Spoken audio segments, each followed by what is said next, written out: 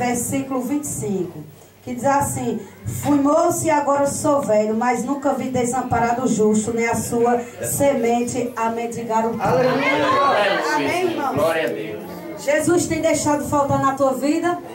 Tem não, irmãos. E se tiver faltando é porque Ele está te provando. Eita, olha aí. E quando Ele te prova, pode ter certeza que você, meu filho, vai cantar o hino da vitória. Quem é que está precisando de um milagre de Deus nessa noite? Eu tô. E de um milagre muito grande. Pode soltar.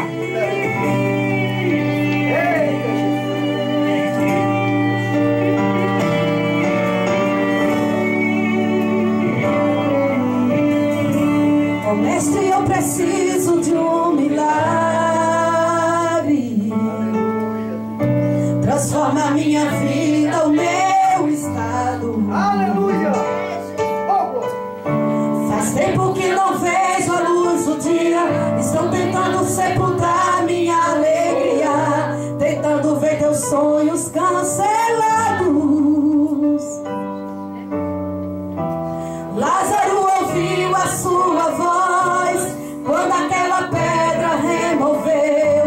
Depois de 4 dias ele reviveu. Oh, mestre, não há outro que possa fazer aquilo que só o teu nome tem todo o poder. Eu preciso tanto de um milagre. Todo mundo tem mãe nessa noite. Remove a minha pedra, me chama pelo nome, muda a minha história, ressuscita os meus sonhos, transforma a minha vida e faz um milagre.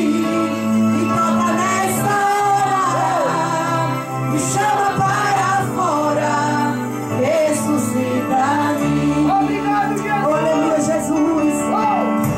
Oh, mestre, eu preciso de um milagre. Transforma a minha vida, o meu estado. Oh, aleluia, Jesus. Faz tempo que eu não vejo a luz do dia. Estão tentando sepultar minha alegria, tentando ver meus sonhos cancelados. Lázaro ouviu a sua voz quando aquela pedra removeu. Depois de 4 dias ele reviveu. Oh, mestre, não há outro que possa fazer aquilo que só o teu nome tem todo o poder. Eu preciso